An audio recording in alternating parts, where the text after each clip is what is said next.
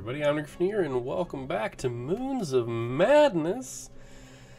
So, let's have a brief discussion about this game.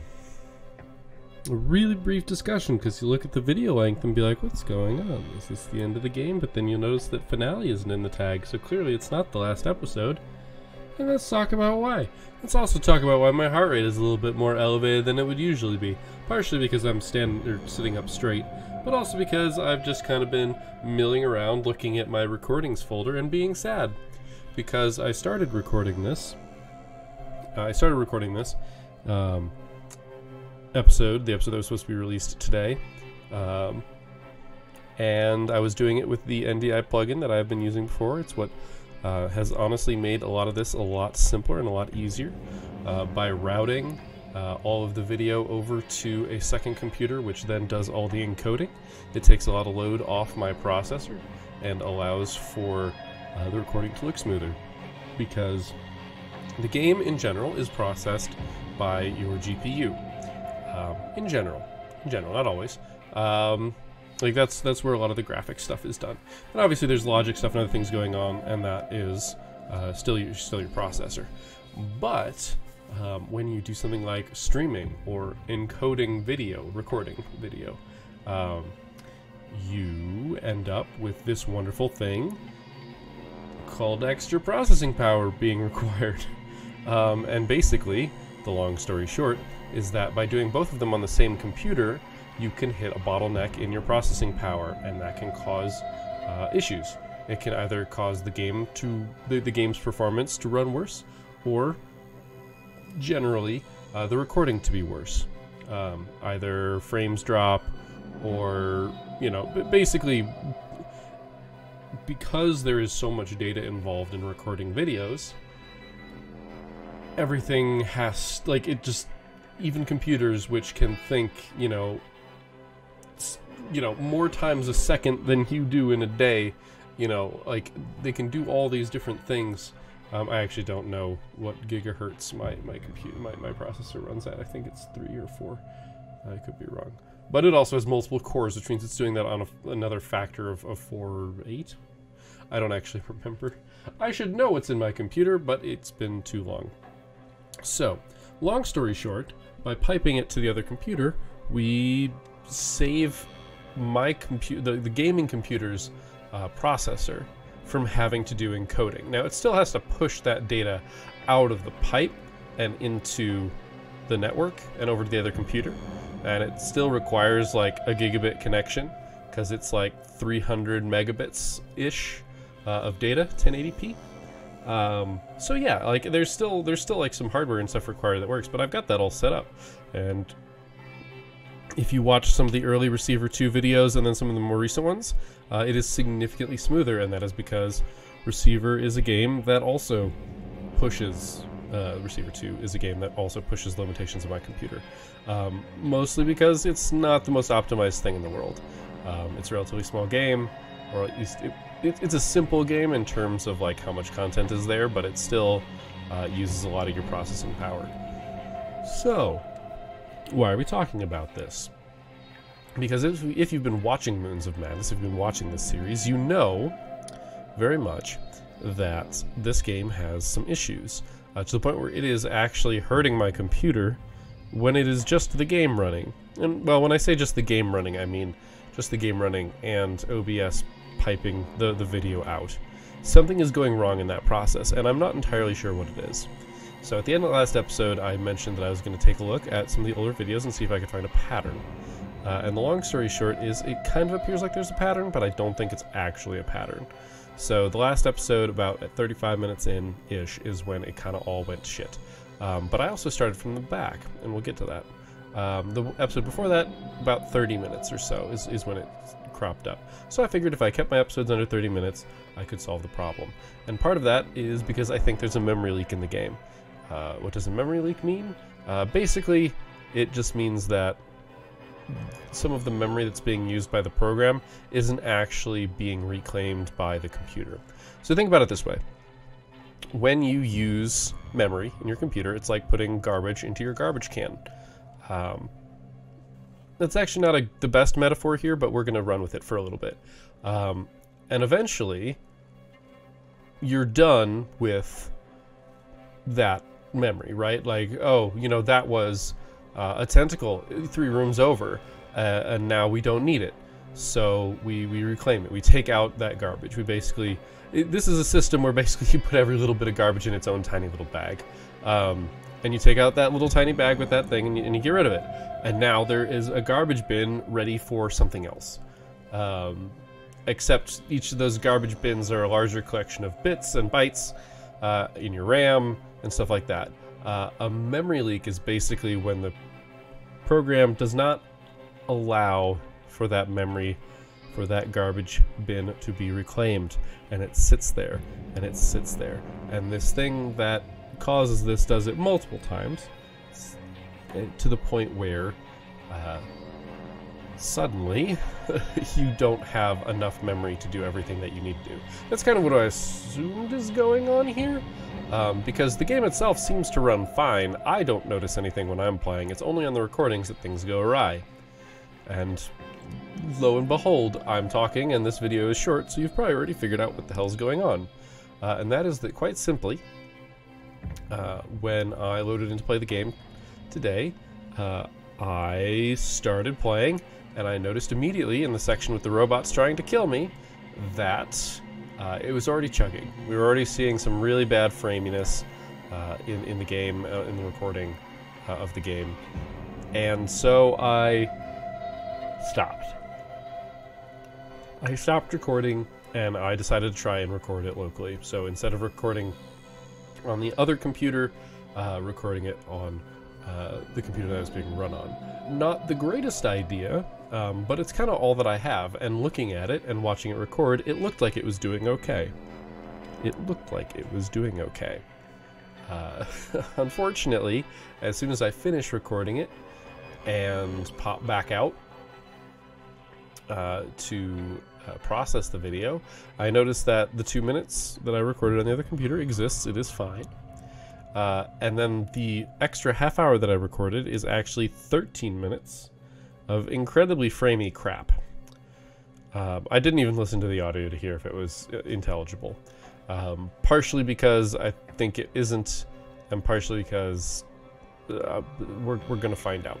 So instead of, since I can't go back, as far as I am aware, there's no way for me to go back unless I were to start the game over and then go through it all again, which admittedly would not be as difficult as it sounds, though only because I now know everything that I need to do and can do it fast and don't have to worry about jump scares and things like that. And I might actually remember the layout of the greenhouse. Maybe not. But doing all that could maybe go back through and reach that point again.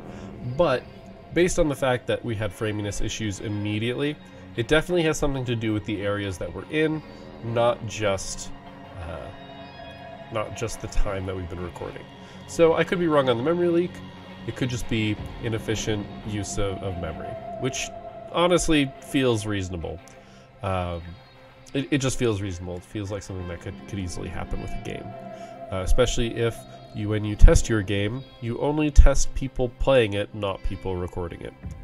Which is a different level of resource requirement for a game. So, I'm basically just going to throw you guys a summary of what happened during my play session, and I guess I'll debate. I will debate whether or not I attach the 15 minutes of video on the back end, because I'm actually going to do a little bit more of an in-depth review of it, and if there's 15 minutes after when I stop here, you'll know that's what it is, and if not, it's just so bad it's not even worth watching, and just assume it that way.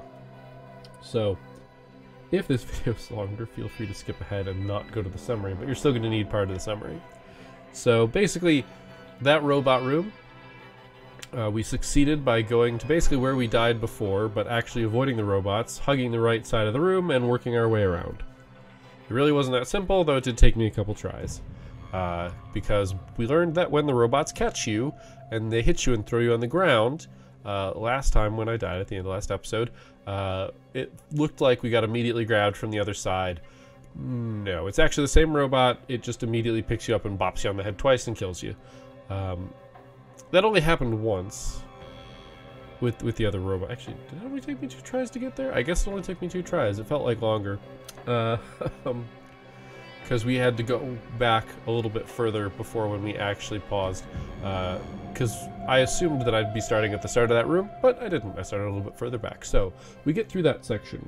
Wonderful. Absolutely wonderful. We then, you know, further delve through some rooms and find some computers, and we read some very interesting things. I think I'll just give a summary of those after I talk about how we went. We opened some security doors. We proceeded further. And we actually found ourselves back at the start of the room. We went in the left door, we came out the right door, if you remember at the start. So we walked back by the plants and back into the elevator. We went down the elevator further. Now that we have the CEO's card, we have permission to go down there. We go down there, we find that there is a giant room. I actually will probably start the game up and show you the giant room. That we work our way around. We work our way around it quite a bit. And there are tentacles that have spikes that run along them, like literally flow through them, and you have to be careful when you step across them. Very interesting little enemy mechanic there. They also have little pods that can attack you if the spikes get there and you're close enough. So some interesting like avoidance type stuff. We did at one point see the tentacle creature that we once ran from, although I think that was actually on the previous floor. It helped bust open a door for us because it tried to attack us and made it wide enough that we could slide through, but it could not. And after we work our way around this room, we read some more computer things along the way. That's where we stop. And we're looking down into what is apparently an excavation site, or at least presumably an excavation site. Let's go ahead and hit resume on this. I have no idea what this is going to do. I have no idea if this is going to make my computer shit itself. We're going to go ahead and take a quick look here. Just so you guys can see, I want you to at least have something other than me talking in this episode. But yes, as we traveled down here, we learned a couple things. See, here is this giant excavation room. As you can see, well, it might not be an excavation site, but it's got excavation equipment. It might lead to the excavation site, but yeah, we've got quite the cavern with all the wonderful tentacles. We are headed that way. We basically started somewhere over there and worked our way. Actually, I think we started over there. We worked our way all the way around this way. It was more winding than it looked because it was a bunch of labs. Like so. Oh, and here's the tentacle things that I was talking about. They run like this, and yep, see the spines run along. And if you are too close to them, they will hurt you. And also there are little pods. I don't see any here, but they will also attack you if you're too close to them, but not quite stepping on them. They kind of have some more range. So yeah, that's where we are, and you'll notice that we're not very framey right now. So this area appears to not have the same problems. I wonder if it is like the AI for the robots or something, because there's no robots here. But that's neither here nor there. So this is the cool place that we are, where we're going to pick up next time. On our way down here, this is Project Icarus, by the way. We learned 2 big important things that are worth noting. The first one is that they have dirt on everyone. Everyone.